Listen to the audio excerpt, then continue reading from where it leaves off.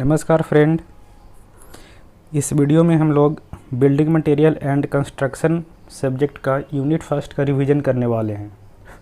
ठीक है, यहाँ पे बिहार पॉलिटेक्निक का जो सिलेबस है वो सिलेबस को पूरा कवर किया गया है। तो वह डिस्कशन स्टार्ट करते हैं। और हमारा पहला यूनिट है, यानी कि जो building material and construction paper है।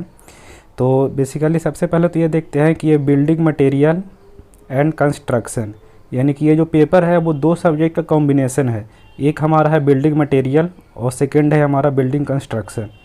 ठीक है, तो सबसे पहले हम लोग यही देख लेते हैं कि बिल्डिंग मटेरियल क्या होता है और बिल्डिंग कंस्ट्रक्शन क्या होता है।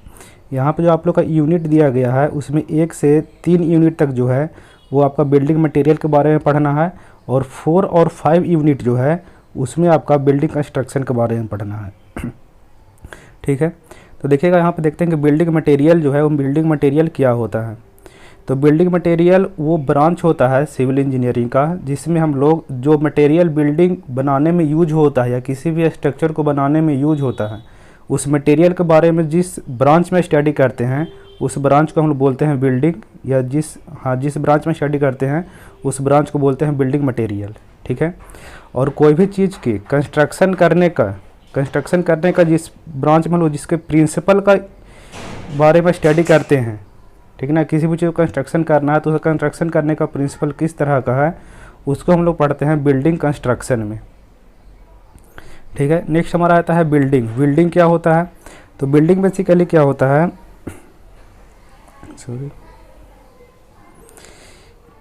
Building can be defined as the structure consist of wall, floor, roof and covering surface, यानी कि वो स्ट्रक्चर है जिसमें वॉल, फ्लोर और रूफ रहता है और कवरिंग सरफेस प्रोवाइड होता है फॉर डिफरेंट पर्पस के लिए, जैसे रेसिडेंस पर्पस या बिल्डिंग पर्पस। तो इस तरह का जो स्ट्रक्चर बनता है उसको हम लोग बिल्डिंग कहते हैं। या फिर बिल्डिंग को हम लोग ऐसे भी डिफाइन कर सकते हैं कि building is the define as the structure which is combination of sub structure and super structure, यानी कि जो स्ट्रक्चर सब स्ट्रक्चर और सुपर स्ट्रक्चर का कॉम्बिनेशन होता है उसको हम लोग बिल्डिंग बोल सकते हैं। नेक्स्ट आगे हम लोग को पढ़ना है क्लासिफिकेशन ऑफ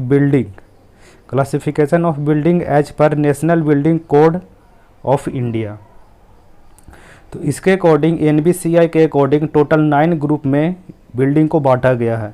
वो 9 ग्रुप कौन कौन सा है, तो फर्स्ट हमारा आ जाता है रेसिडेंशियल बिल्डिंग, सेकेंड है एजुकेशनल बिल्डिंग, थर्ड है institutional building, assembly building, business building, mercantile building, industrial building और स्टोरेज बिल्डिंग और हजार्डस बिल्डिंग। ये टोटल 9 क्लासिफिकेशन है, 9 पार्ट में इसको क्लासिफाइड किया गया है NBCI के अकॉर्डिंग। अब हम लोग इसको सारे को एक एक करके देखते हैं कि ये क्या होता है। तो सबसे पहला आ जाता है रेसिडेंशियल बिल्डिंग क्या होता है, the building in which at least sleeping facilities provided, यानी कि वो बिल्डिंग जिसमें एट कम से कम स्लीपिंग फैसिलिटी प्रोवाइडेड रहेगा for normal residence purpose with और विदाउट कुकिंग, यानी कुकिंग का फैसिलिटी हो भी सकता है और नहीं भी हो सकता है, except industrial building, institutional building को छोड़ करके। ये सब फैसिलिटी जिसमें प्रोवाइडेड रहेगा उस बिल्डिंग को हम लोग बोलेंगे रेसिडेंशियल बिल्डिंग। और रेसिडेंशियल बिल्डिंग को फर्दर आगे 5 पार्ट में क्लासिफाइड किया गया है, लॉजिंग और रूमिंग, 1 और 2 family private dwelling, dormitories, apartment house और होटल्स, हॉस्टल नहीं होटल्स होगा। ठीक है, इसमें क्लासिफाइड किया गया है। सबसे पहला सब क्लासिफिकेशन है रेसिडेंशियल बिल्डिंग का, वो है लॉजिंग और रूमिंग क्या होता है, any building under single management मतलब उस बिल्डिंग का एक मालिक रहेगा, provide with separate sleeping facility, यानी कि उसमें जो भी पर्सन रहेंगे सारा का सेपरेट स्लीपिंग फैसिलिटी प्रोवाइडेड रहेगा। और इस तरह की बिल्डिंग में 15 आदमी से ज़्यादा लोग नहीं रह सकते हैं, विद और without dining facility but without cooking facility. Dining facility इसमें हो भी सकता है और नहीं भी हो सकता है, लेकिन कुकिंग फैसिलिटी इसमें जो है वो इंडिविजुअली प्रोवाइड नहीं होगा। तो इस तरह का जो भी बिल्डिंग होगा उसको हम लोग बोलेंगे लॉजिंग, यानी कि लॉज और रूमिंग बिल्डिंग। सेकेंड क्लासिफिकेशन है वन और टू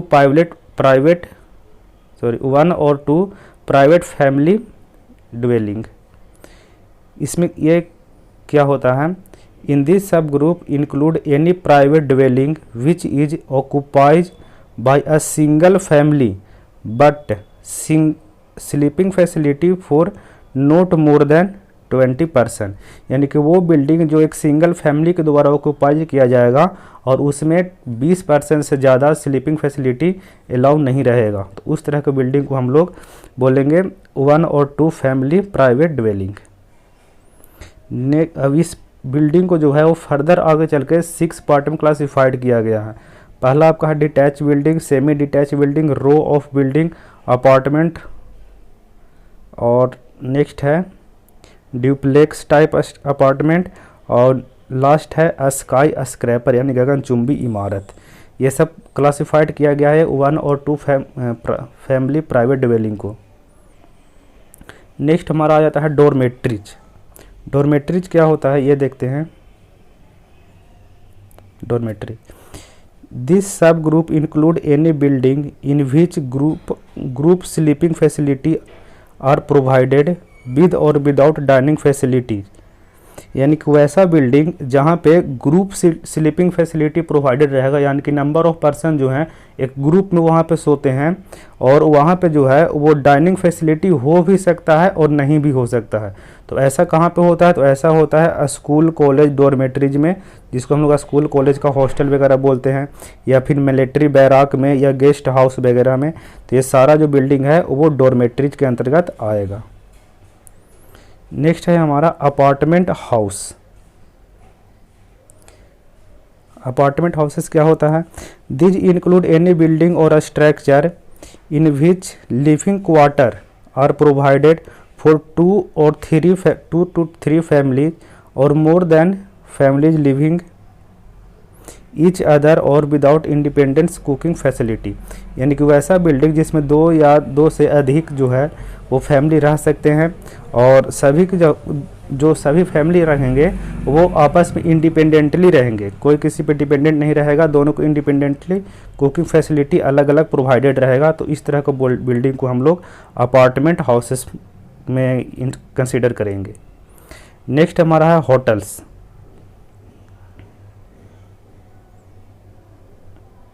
होटल्स क्या होता है, दीज इंक्लूड एनी बिल्डिंग और group of building under single management, इस पॉइंट को मार्क करिएगा, in which sleeping facility is provided with और without dining facility, here more than 15% are primary transit. Hotels क्या होता है कि ये चाहे तो ये सिंगल मैनेजमेंट के अंतर्गत ये बिल्डिंग आएगा, और यहाँ पे स्लीपिंग फैसिलिटी प्रोवाइडेड रहेगा, डाइनिंग फैसिलिटी हो भी सकता है और नहीं भी हो सकता है, और इसमें जो है वो 15% से जो है वो ज़्यादा पर्सन रहेंगे, और पर्सन ट्रांजिटिबल रहेंगे, मतलब पर्सन कहीं पे आएगा और जाएगा, मतलब 1-2 दिन के लिए होटल वगैरह होता है जहाँ पे आप जाइए रात भर वहाँ पे रुकिए और फिर सुबह आप चले जाइए। इस तरह से ट्रांजिट पर्सन रहेगा, और 15% से ज़्यादा रहेगा तो ही उसको होटल्स बोलेंगे। चलिए नेक्स्ट हमारा क्लासिफिकेशन आ जाता है एजुकेशनल बिल्डिंग। वहाँ अभी हम लोग जितना पढ़ रहे थे वो सारा का सारा रेसिडेंशियल बिल्डिंग का क्लासिफिकेशन पढ़ रहे थे। अब हमारा आता है एजुकेशनल बिल्डिंग। एजुकेशनल बिल्डिंग देखते हैं कि ये क्या होता है। एनी स्कूल कॉलेज बिल्डिंग और day care centre use for education purpose for more than 8 hour in week involving assembly for instruction and education for recreation not covered group D. यानी कि इतना चीज़ जो भी बिल्डिंग स्कूल कॉलेज बिल्डिंग बनता है हमारा, जो एजुकेशन पर्पस के लिए यूज किया जाता है, और उसमें जो है वो कम से कम जो है यूज किया जाता है 8 घंटा, एक सप्ताह में कम से कम 8 घंटा यूज होना चाहिए एजुकेशन पर्पस के लिए। तो उस तरह के बिल्डिंग को हम लोग बोलते हैं एजुकेशनल बिल्डिंग। ठीक है।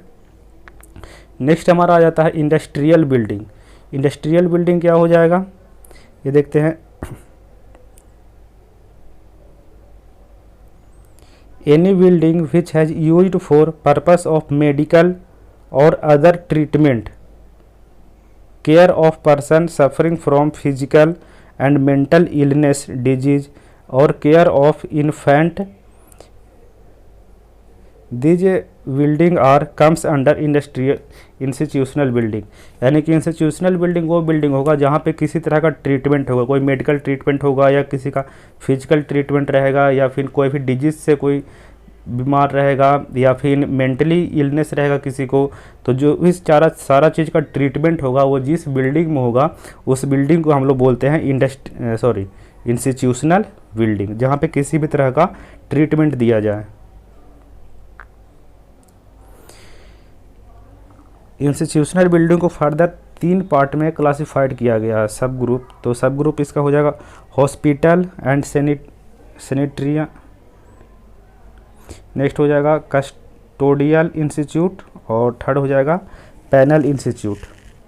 पैनल इंस्टीट्यूट पे यहाँ पे आ जाएगा जेल और मेंटल हॉस्पिटल्स, ठीक है। तो जेल भी क्या है, एक तरह का इंस्टीट्यूशनल बिल्डिंग है।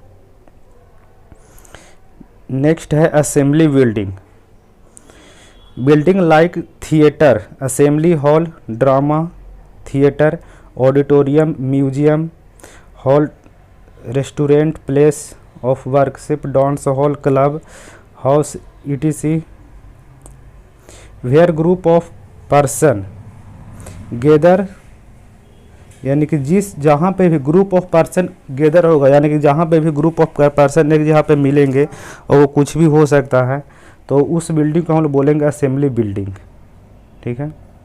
नेक्स्ट हमारा आता है business building, the building which is used for transaction of business for keeping the account record and similar purpose.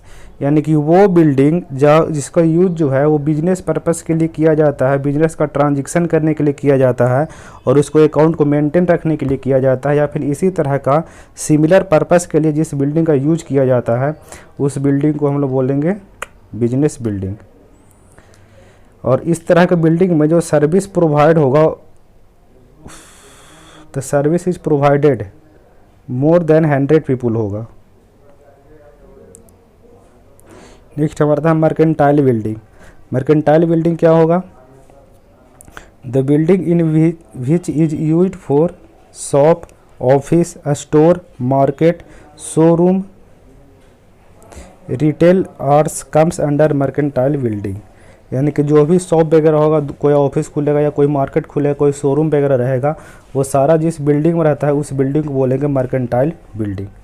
Next हमारा आता है इंडस्ट्रियल बिल्डिंग, इंडस्ट्रियल बिल्डिंग क्या होता है, the building in which is used for fabrication और processed all kinds of material, produced all kinds of material. These include assembly plant, a smoke house, gas plant, refinery, dairy. यहाँ पे जहाँ जिस building में हम किसी भी चीज़ का प्रोडक्शन करते हैं, किसी भी चीज़ का फैब्रिकेशन करते हैं, वो सारे बिल्डिंग को हम लोग बोलेंगे इंडस्ट्रियल बिल्डिंग। नेक्स्ट हमारा स्टोरेज बिल्डिंग, जहाँ पे हम किसी भी चीज़ को स्टोर करेंगे तो हो जाएगा हमारा storage building. Example warehouse, cold storage, storehouse, garage etc हो जाएगा। नेक्स्ट है हजार्डस बिल्डिंग, यानी कि वो बिल्डिंग जहाँ पे हार्मफुल मटेरियल का स्टोरेज होता है, जैसे कोई केमिकल वगैरह का स्टोरेज हो गया या फिर कोई गैस का गोडाउन वगैरह हो गया, तो ये सारा चीज़ जो है वो हजार्डस बिल्डिंग में आ जाएगा, जिससे काफ़ी ज़्यादा बड़े पैमाने पर नुकसान हो सकता है। नेक्स्ट है हमारा टाइप्स ऑफ स्ट्रक्चर, यानी कि स्ट्रक्चर जो होता है वो कितना तरह का होता है। तो स्ट्रक्चर जो होता है वो मेनली जो है वो 2 तरह का स्ट्रक्चर होता है। फर्स्ट है हमारा लोड बेयरिंग स्ट्रक्चर और सेकेंड हमारा हो जाएगा फ्रेम्ड स्ट्रक्चर, ठीक है। तो पहले लोड बेयरिंग स्ट्रक्चर देख लेते हैं कि यह स्ट्रक्चर होता क्या है। तो लोड बेयरिंग स्ट्रक्चर वो स्ट्रक्चर होता है जिसमें पूरे स्ट्रक्चर का जो भी लोड आएगा वो दीवार के द्वारा यानी कि वॉल के द्वारा बियर किया जाएगा, यानी कि सहा जाएगा, तो उसको बोलेंगे लोड बेयरिंग स्ट्रक्चर। इसमें बीम कॉलम का कोई यूज नहीं होगा, जो भी लोड जो आएगा वो सारा का सारा दीवार पर लोड आएगा, ठीक है। इसमें जो दीवार प्रोवाइड होता है उसका मिनिमम थिकनेस जो है वो 200 mm रहता है, इससे कम इसका थिकनेस नहीं हो सकता है। और इस तरह का बिल्डिंग में हम ज़्यादा ओपनिंग नहीं दे सकते हैं, मतलब ज़्यादा डोर नहीं दे सकते हैं, ज़्यादा विंडो नहीं दे सकते हैं, क्योंकि ये सब देने से दीवार का स्ट्रेंथ जो है वो कमेगा, ठीक है। ये इसका फिगर है, यही चीज़ यहाँ पे लिखा हुआ है, आप पढ़ सकते हैं। सेकेंड हमारा आ जाता है फ्रेम्ड स्ट्रक्चर।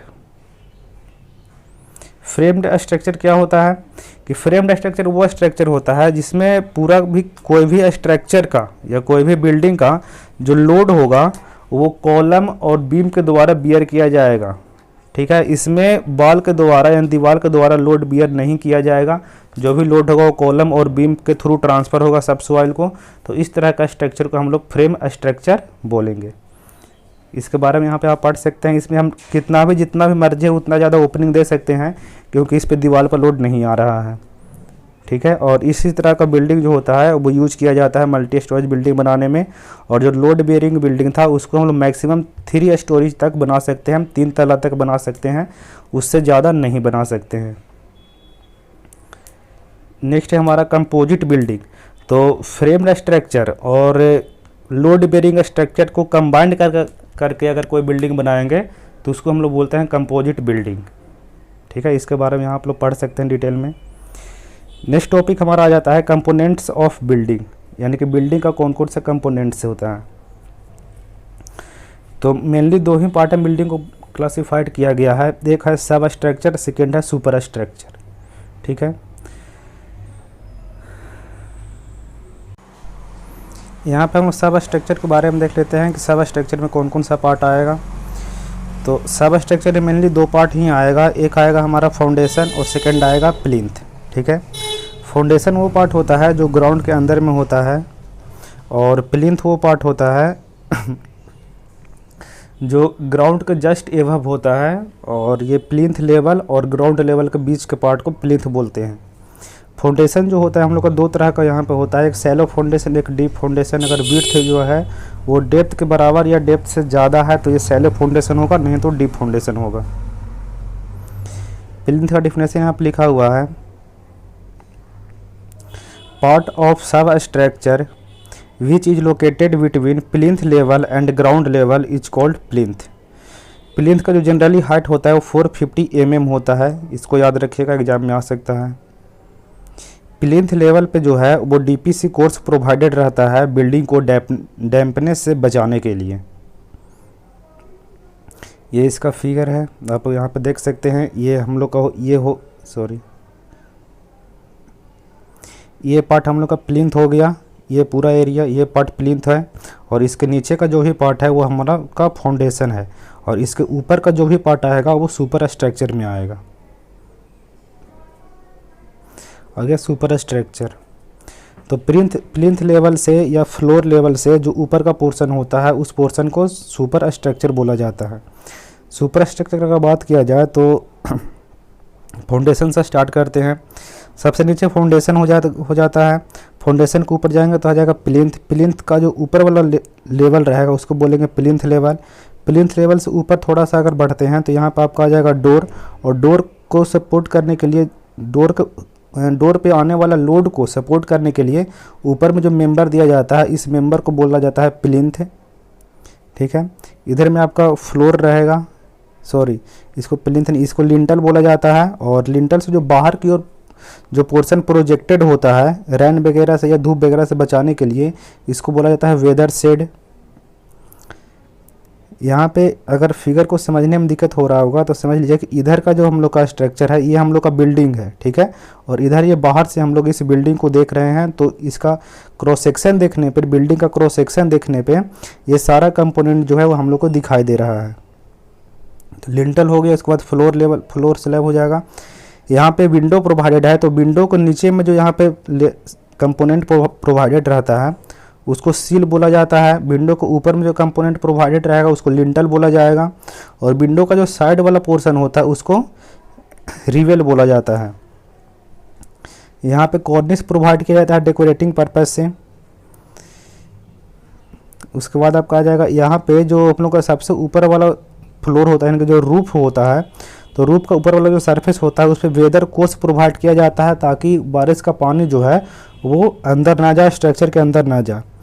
जो रूफ पे जो वॉल प्रोवाइडेड रहता है उसको पारापेट वॉल बोला जाता है, छोटा शॉर्ट हाइट का रहता है। और उसके ऊपर जो पारापेट वॉल में पानी जाने को बचाने के लिए, यानी कि उसको वाटर प्रूफिंग बनाने के लिए, वाटर को वो उसके अंदर ना जाए, इससे बचाने के लिए वहाँ पे एक कंपोनेंट प्रोवाइड किया जाता है जिसको बोला जाता है कोपिंग। ठीक है, यहाँ फिगर में आप लोग देख सकते हैं। अब आते हैं एक एक को डिस्कस करते हैं। Parts of super structure. Super structure कौन कौन सा पार्ट है? पहला है मेसोनरी यूनिट। मेसोनरी यूनिट में हमारा दो पार्ट आ जाएगा, एक वॉल एक कॉलम। सेकेंडर floor, sill, door, window, ventilator, lintel, stair, beam, roof, parapet wall. ठीक है, मेसोनरी यूनिट क्या होता है? तो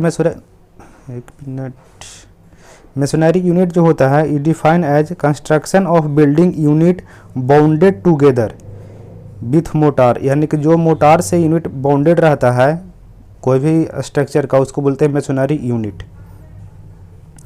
मेसोनरी यूनिट के अंतर्गत यहाँ पे हमारा वॉल और कॉलम दो चीज़ आ जाएगा। वॉल क्या होता है? तो वॉल वो होता है जो फ्लोर को एक क्लोज एरिया प्रोवाइड करता है, वो दीवार होता है, वॉल होता है। और फ्लोर को जो है वो डिवाइड करने का काम करता है डिफरेंट पर्पस के लिए। कॉलम क्या होता है? तो कॉलम एक वर्टिकल मेंबर होता है जो कि कंप्रेसिव लोड को बियर करता है। और कॉलम का जो विड्थ होना चाहिए वो इसका थिकनेस से ज़्यादा होना चाहिए और 4 इंटू थिकनेस से कम होना चाहिए। ये चीज़ ऑब्जेक्टिव में कभी कभी पूछ लेता है। नेक्स्ट है हमारा फ्लोर। फ्लोर क्या होता है? Floor is a horizontal flat component which divide the building in different level. अलग अलग लेवल पे जो है वो इसको बिल्डिंग को डिवाइड करता है। यहाँ पे देख सकते हैं कि सबसे नीचे जो फ्लोर होता है उसको बेसमेंट बोला जाता है, फिर first floor, second floor, third floor. तो ये क्या कर रहा है कि अलग अलग लेवल पे जो है उसको डिवाइड कर रहा है बिल्डिंग को, तो इसको बोला जाएगा फ्लोर। सील क्या होता है? तो सील ये विंडो का नीचे का जो पोर्शन होता है इसको सील बोला जाता है। डोर क्या होता है? तो डोर जो ओपनिंग प्रोवाइडेड रहता है सर्कुलेशन पर्पस के लिए और सिक्योरिटी पर्पस के लिए, उसको डोर बोला जाता है। डोर मेनली दो पार्ट कंसिस्ट करता है, एक होता है डोर फ्रेम, सेकेंड है डोर शटर। ये आप लोग वीडियो पॉज करके और सारा का जो डिफिनेशन लिखा हुआ है वो आप लोग एक एक करके ध्यान से पढ़ लीजिएगा। विंडो क्या है? तो एक ओपनिंग प्रोवाइडेड रहता है एयर सर्कुलेशन के लिए, वो विंडो होता है या फिर बाहर उसको से देख सकते हैं, या सनलाइट के पर्पस से प्रोवाइडेड रहता है जिससे लाइट आ सके। विंडो मेनली दो पार्ट कंसिस्ट करता है, विंडो फ्रेम और विंडो शटर। नेक्स्ट हमारा है वेंटिलेटर। वेंटिलेटर क्या होता है कि एयर के सर्कुलेशन पर्पस से ये भी प्रोवाइड किया जाता है जस्ट बिलो द सीलिंग, यानी कि सीलिंग के जस्ट नीचे जो है ये प्रोवाइड किया जाता है। लिंटल क्या है कि जो विंडो होता है, विंडो का ऊपर का जो कंपोनेंट होता है, जो इससे ऊपर आने वाला, यहाँ पे दीवार रहेगा तो दीवार के ऊपर से जो लोड आएगा उस लोड को बियर करेगा, उसको बोलेंगे लिंटल। टाइप्स ऑफ लिंटल का यहाँ पे क्लासिफिकेशन किया गया है मटेरियल के अकॉर्डिंग, यानी जिससे लिंटल बना हुआ रहता है। तो यहाँ पर timber, stone, brick, reinforced brick lintel, RCC lintel और स्टील लिंटल होता है। स्टेयर क्या होता है? ये वर्टिकल सर्कुलेशन में यूज होता है। बीम क्या होता है? बीम एक हॉरिजॉन्टल मेंबर है जिस पे जनरली टेंसाइल लोड आता है, और ये जो होता है इसका लेंथ जो होता है इसके थिकनेस और विड्थ से ज़्यादा होता है, और it is supported by any support, और ये खुद किसी सपोर्ट से सपोर्टेड होता है। जैसे बीम जो होता है वो कॉलम पे सपोर्टेड रहता है, बीम जो होता है वो कॉलम को लोड ट्रांसफ़र करता है। नेक्स्ट है roof. It is the uppermost part of building which cover a space below it and it protect from rain, sunlight, snow, lintel etc, wind etc। Next है पारापेट wall. पारापेट wall क्या होता है कि जो roof के ऊपर जो डेकोरेटिंग पर्पस से या फिर उसको बोल सकते हैं सेफ्टी पर्पस से जो शॉर्ट हाइट का जो दीवार बनाया जाता है उसको पारापेट वॉल बोलते हैं। डिफिनेशन इसका देख लेते हैं।